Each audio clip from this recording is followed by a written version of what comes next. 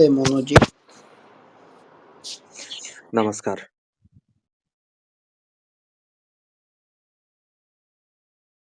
और बताइए, do you have anything to discuss और ask about Sanatan Dharma? Maybe theory, maybe about how it is going today.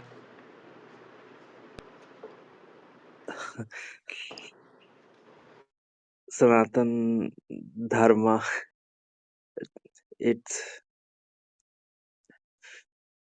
it is just like we have any old item in our house which is solid, which is not getting destroyed. But since it is old and we as a child is trying to destroy it in bits and pieces, but the elements of that dharma is so much solid that it is not getting broken. Example I'll give you. I'll not talk about any other religion who is trying to destroy, because I mean that is another part of the story. But I will talk about internal things wherein in various states, I mean within the country, we find difficulty in understanding that we are trying to differentiate someone whom our God is not differentiating as a different thing. मतलब कि अगर कोई एक language बोलता है तो वो उसी भगवान की पूजा कर रहा है जो दूसरे स्टेट में दूसरी लैंग्वेज को बोल के उसी भगवान की पूजा कर रहा है, लेकिन वो बोल रहा है कि नहीं ये खराब हो सकता है। तो जिसको आपके भगवान ने खराब नहीं बोला उसको आप बोल रहे हैं। Very beautifully spoken. Please go on if you have more to add. Or if it is done, then I will respond. And yeah, I mean the another thing is I still feel, what, because although I have done schooling, when my parents thought, English medium, which runs through um, so-called Indian Indian Christian, I will say, um, push their religion. They don't push discipline. They don't enhance your body, mind, and physical things. One rigid thing they follow is that every morning when the school starts, you have to do the prayer, irrespective how much fees you are paying to the school, what religion custom you have, what constitutional right is being given to you, but you are still slave to follow that custom in terms of religion. And when we have to go to our own temple, I don't know, we just give a second thought. So I don't think that we have freedom. I think we are still slaves. There's I don't feel that, I mean, even if I call I am Sanatan, but I will still say that I am a slave in my own country. That was deep. but but let us look at the first few points, which were really amazing. The first point was about the meaning of Sanatana Dharma itself. Sanatana means eternal.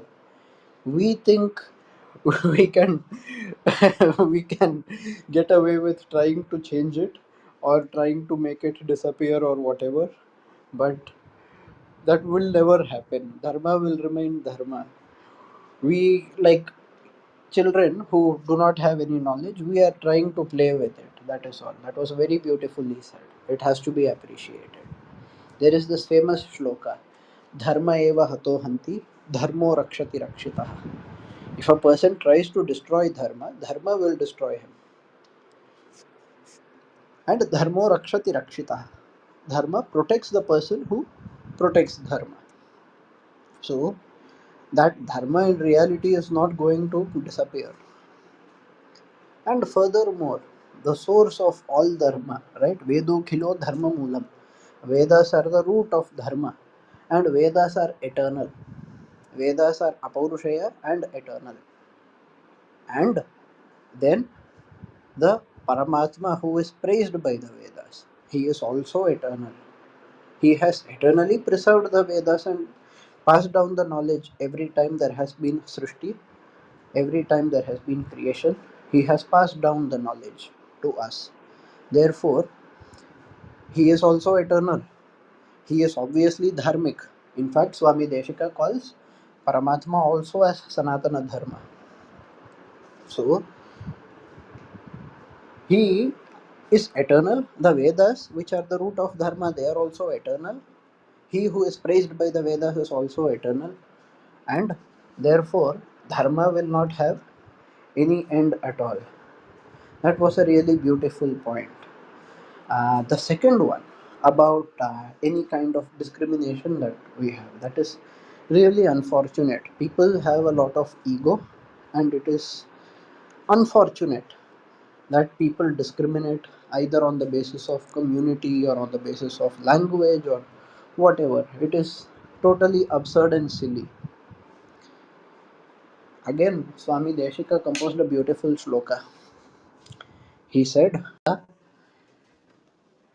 language never matters. He said this 700 years ago. 700 years ago, there was a debate in Tamil Nadu. People, it was around the time, around this time only, between, it was the December time, around that time only it happened.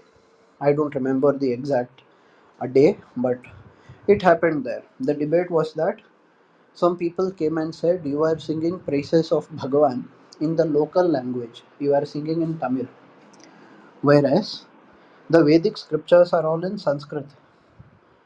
So what they said was, you should ideally, if you are Vedic people, you should be reciting everything only in Sanskrit. How can you take any language other than Sanskrit?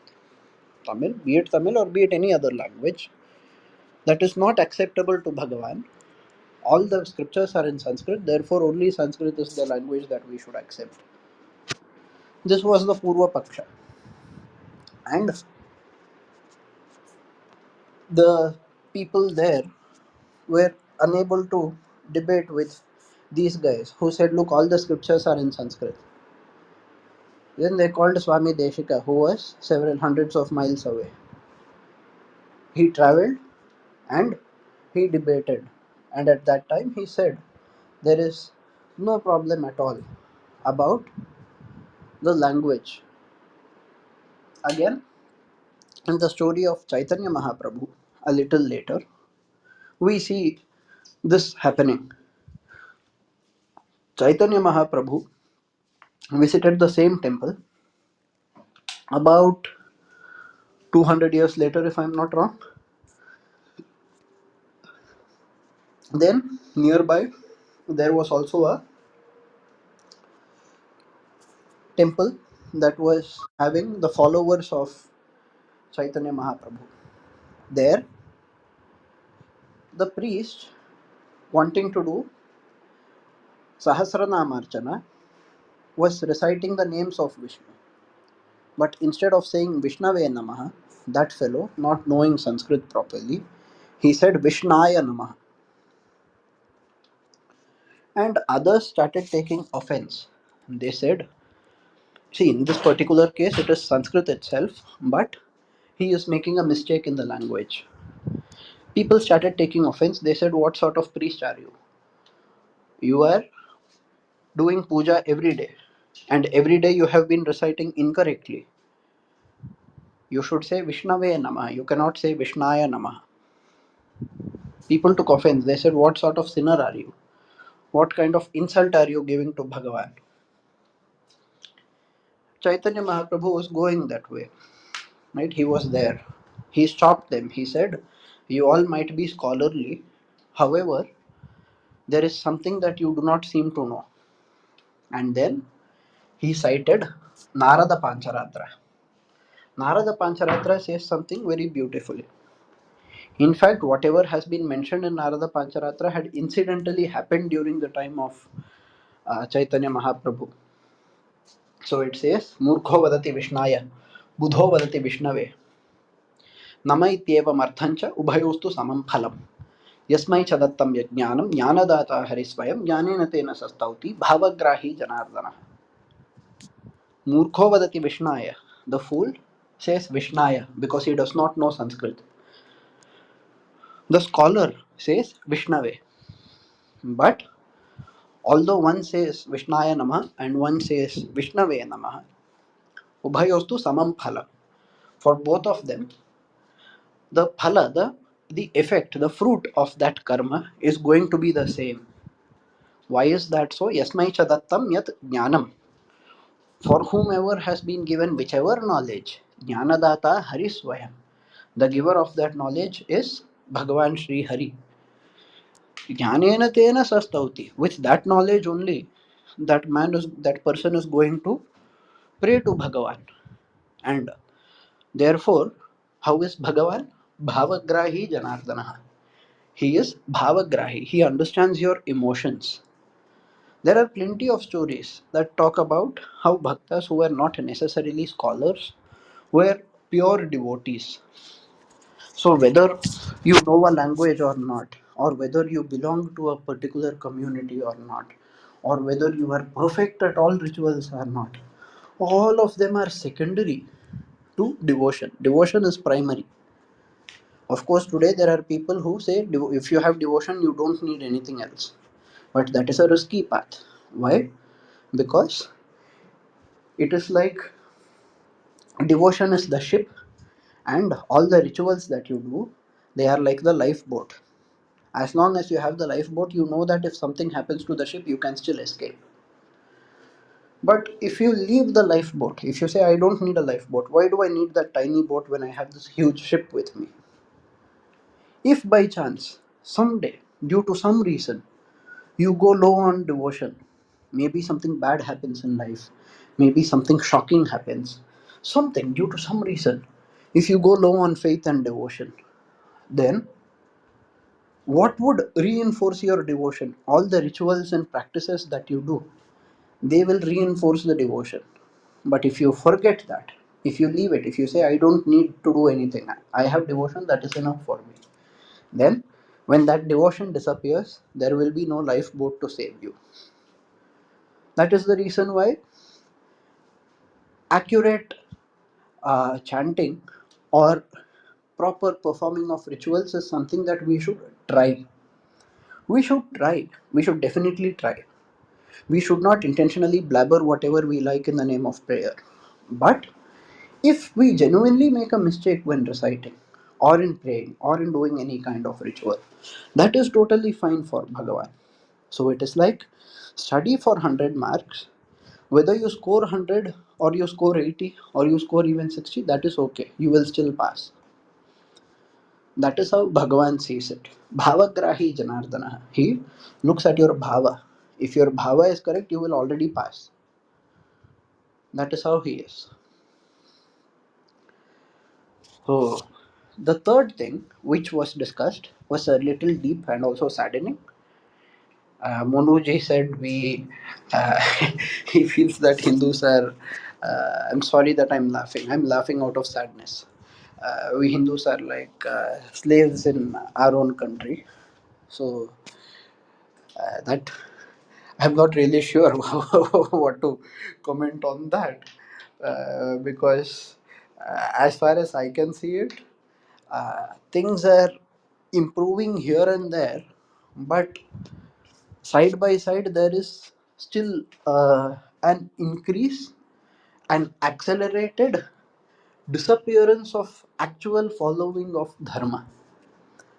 Now there are many people who do not know about our roots properly, correct? The central government may be taking initiative, so many people may be doing so many things, all of that is there. But even those people who are trying to return to the roots, they are not really there yet.